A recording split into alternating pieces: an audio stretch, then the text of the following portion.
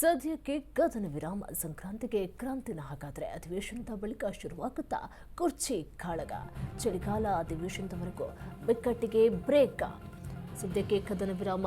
ಸಂಕ್ರಾಂತಿಗೆ ಕ್ರಾಂತಿನ ಹಾಗಾದ್ರೆ ಅಧಿವೇಶನದ ಬಳಿಕ ಶುರುವಾಗುತ್ತಾ ಕುರ್ಚಿ ಕಾಳಗ. ಚಳಿಗಾಲ ಅಧಿವೇಶನದವರೆಗೂ ಬಿಕ್ಕಟ್ಟಿಗೆ ಬ್ರೇಕ್.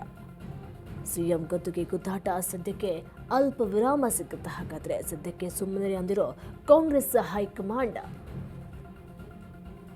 ಚಳಿಗಾಲದ ಅಧಿವೇಶನದವರೆಗೂ ಬಿಕ್ಕಟ್ಟಿಗೆ ಬ್ರೇಕ್ ಬೀಳುತ್ತಾ ಹಾಗಾದ್ರೆ ಸದ್ಯಕ್ಕೆ ಕದನ ವಿರಾಮ ಇದೆಯಾ? ಸಂಕ್ರಾಂತಿಗೆ ಮತ್ತೆ ಕ್ರಾಂತಿಯಾಗುವಂಥ ಸಾಧ್ಯತೆಗಳೇನಾದರೂ ಇದೆಯಾ? ಅಧಿವೇಶನದ ಬಳಿಕ ಶುರುವಾಗುತ್ತಾ ಮಾತಿದ್ರೆ ಕುರ್ಚಿ ಕಾಳಗ. ಸಿಎಂ ಗದ್ದುಗೆ ಗುದ್ದಾಟ. ಸದ್ಯಕ್ಕೆ ಅಲ್ಪ ವಿರಾಮ ಸಿಕ್ಕಿದೆ. ಶುರುವಾಗುತ್ತಾ ಹಾಗಾದ್ರೆ ಚಳಿಗಾಲದ ಅಧಿವೇಶನದ ನಂತರ ಮತ್ತೆ ಕುರ್ಚಿ ಕಿತ್ತಾಟ ಏನಾದರೂ ಶುರುವಾಗುತ್ತೆ. ಈಗ ರಾಜಕೀಯದಲ್ಲಿ ಬರೀ ನವೆಂಬರ್ ಕ್ರಾಂತಿ ಕೂಗು ಕೇಳಿ ಬರ್ತಾ ಇದೆ. ಒಂದು ಕಡೆ ಡಿಸಿಎಂ ಪರವಾಗಿ ಒಂದು ತಂಡ ಇದೆ, ಒಂದು ಕಡೆ ಸಿಎಂ ಪರವಾಗಿ ಒಂದು ತಂಡ ಇದೆ. ಇಬ್ಬರು ಕೂಡ ಪೈಪೋಟಿಗೆ ಇಳಿದಿದ್ದಾರೆ. ಇಬ್ಬರ ನಡುವೆ ಕೋಲ್ಡ್ ವಾರ್ ಕೂಡ ಆಗ್ತಾ ಇದೆ. ಹಾಗಾದ್ರೆ ಚಳಿಗಾಲದ ನಂತರ ಹೊಸ ಅಧಿವೇಶನ ಏನಾದರೂ ಸ್ಟಾರ್ಟ್ ಆಗುತ್ತಾ? ಸಿಎಂ ಗದ್ದುಗೆ ಗುದ್ದಾಟ. ಸದ್ಯಕ್ಕೆ ಅಲ್ಪ ವಿರಾಮ ಸಿಕ್ಕಿದೆ. ಈಗ ಸದ್ಯಕ್ಕೆ ಸುಮ್ಮನಿರಿ ಅಂತ ಹೇಳಿರುವ ಕಾಂಗ್ರೆಸ್ ಹೈಕಮಾಂಡ್ ಒಂದೇ ಮನೆಯಲ್ಲಿ ಇಬ್ಬರು ಕಿತ್ತಾಡ್ತಾ ಇದ್ದಾರೆ. ಯಾವ ಮಟ್ಟಿಗೆ ತಲುಪುತ್ತೆ? ಹಾಗಾದ್ರೆ ಯಾರಿಗೆ ಸಿಗಲಿದೆ ಸಿಎಂ ಕುರ್ಚಿ? ಎಲ್ಲವನ್ನೂ ಕೂಡ ಕಾದು ನೋಡಬೇಕಿದೆ. ಸದ್ಯಕ್ಕೆ ಕದನ ವಿರಾಮ ಸಿಕ್ಕುತ್ತೆ. ಅಧಿವೇಶನದ ಬಳಿಕ ಶುರುವಾಗುತ್ತಾ ಕುರ್ಚಿಯ ಕಾಳಗ. ಅಧಿವೇಶನದವರೆಗೂ ಕೂಡ ಬಿಕ್ಕಟ್ಟಿಗೆ ಬ್ರೇಕ್ ಹಾಕಲಾಗಿದೆ. ಸಿಎಂ ಮತ್ತು ಡಿಸಿಎಂ ಇಬ್ಬರು ಕೂಡ ಕೋಲ್ಡ್ ವಾರ್ಗೆ ಇಳಿದಿದ್ದಾರೆ. ನಾನು ಬಿಟ್ಕೊಡೋದಕ್ಕೆ ರೆಡಿ ಇಲ್ಲ, ನನಗೆ ಸಿಎಂ ಪಟ್ಟ ಸಿಗಬೇಕು ಅಂತೇಳಿ ಡಿಕೆಶಿ ಒಂದು ಕಡೆ ಡಿಕೆಶಿ ಪರವಾಗೂ ಕೂಡ ತಂಡಗಳಿವೆ, ಒಂದು ಕಡೆ ಸಿಎಂ ಪರವಾಗೂ ಕೂಡ ತಂಡಗಳಿವೆ. ಒಂದೇ ಮನೆಯಲ್ಲಿ ಇಬ್ಬರು ಕಿತ್ತಾಡ್ತಾ ಇದ್ದಾರೆ. ಆದರೆ ರಾಜ್ಯದಲ್ಲಿ ಬೇರೆ ಬೇರೆ ಸಮಸ್ಯೆಗಳು ಉಲ್ಬಣವಾಗ್ತಾ ಇದ್ರೆ ಆದರೆ ಯಾವುದ್ರ ಕಡೆನೂ ಕೂಡ ತಲೆ ಕೆಡಿಸ್ಕೊಳ್ತಾ ಇಲ್ಲ.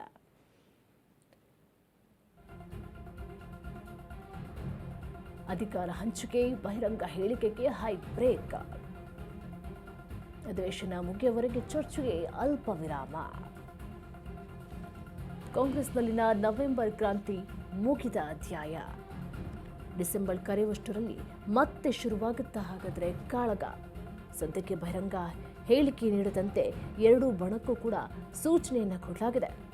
ಅಧಿಕಾರ ಹಂಚಿಕೆ, ಬಹಿರಂಗ ಹೇಳಿಕೆಗಳಿಗೆ ಹೈ ಬ್ರೇಕ್ ಅನ್ನು ಹಾಕಿದ್ಯಾ? ಹಾಗಾದ್ರೆ ಅಧಿವೇಶನ ಮುಗಿಯುವವರೆಗೂ ಕೂಡ ಚರ್ಚೆಗೆ ಅಲ್ಪ ವಿರಾಮ ಸಿಕ್ಕಿದೆ. ಕಾಂಗ್ರೆಸ್ನಲ್ಲಿನ ನವೆಂಬರ್ ಕ್ರಾಂತಿ ಮುಗಿದ ಅಧ್ಯಾಯ.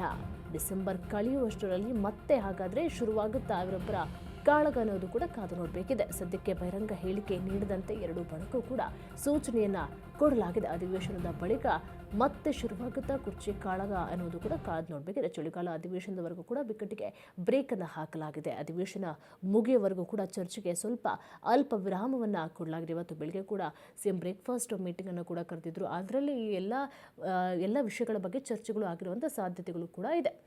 ನಾಳೆ ಕೂಡ ಡೆಲ್ಲಿಗೆ ಹೋಗುವಂಥ ಸಾಧ್ಯತೆಗಳು ಕೂಡ ಇದೆ. ಅಲ್ಲಿ ಏನು ಹೇಳ್ತಾರೆ? ಹಾಗೆಯೇ ರಾಹುಲ್ ಗಾಂಧಿ ಹಾಗೂ ಮಲ್ಲಿಕಾರ್ಜುನ ಖರ್ಗೆ ಅವರು ಹೈಕಮಾಂಡ್ ಹೇಳುವಂಥ ನಿರ್ಧಾರಗಳನ್ನು ಒಪ್ಕೊಳ್ತಾರಾ ಅಥವಾ ಪೂರ್ವ ತಯಾರಿಯಾಗಿ ಅಥವಾ ಏನಾದರೂ ಅದು ಬೆಳಗ್ಗೆ ಬ್ರೇಕ್ಫಾಸ್ಟ್ ಮೀಟಿಂಗನ್ನು ಮಾಡಿದ್ರೆ ಹಾಗಾದರೆ ಡಿಸೆಂಬರ್ ಕರೆಯುವಷ್ಟರಲ್ಲಿ ಮತ್ತೆ ಶುರುವಾಗಬಹುದು ಕಾಳಗ.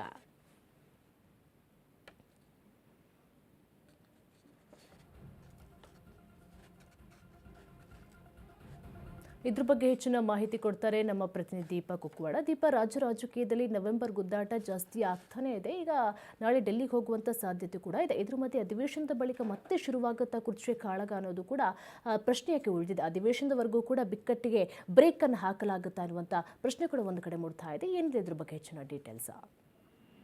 ನಿರೀಕ್ಷಾ, ಸದ್ಯಕ್ಕಿದು ಕದನ ವಿರಾಮ ಅಷ್ಟೇ. ಯಾಕಂತಂದ್ರೆ ಸಹಜವಾಗಿ ಕುರ್ಚಿ ಕಾಳಗ ಅಷ್ಟು ಮಟ್ಟಿಗೆ ಬಿಟ್ಟು ಹೋಗುವಂತದ್ದಲ್ಲ. ಅಂದ್ರೆ ಡಿಕೆಶಿ ಅಷ್ಟು ಮಟ್ಟಿಗೆ ಬಿಟ್ಟು ಕೊಟ್ಟು ಸುಮ್ಮನೆ ಕೂರ್ತಾರೆ ಅನ್ನುವಂತಹದ್ದಲ್ಲ. ಯಾಕಂದ್ರೆ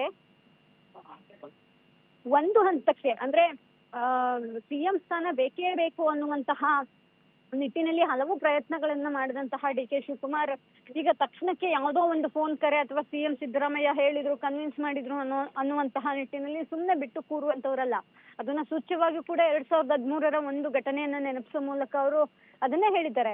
ಹೈಕಮಾಂಡ್ ಕಾಯಿರಿ ಅಂತ ಅಂದಿದ್ದಕ್ಕೆ ನಾನು ಕಾದಿದ್ದೇನೆ, ಮುಂದೆಯೂ ಕೂಡ ಕಾಯ್ತೇನೆ ಅನ್ನುವ ಮೂಲಕ ಸಿಎಂ ಸ್ಥಾನ ಬೇಕು ಅನ್ನುವಂತಹ ವಿಚಾರವನ್ನ ಜೀವಂತವಾಗಿ ಇಟ್ಟಿದ್ದಾರೆ.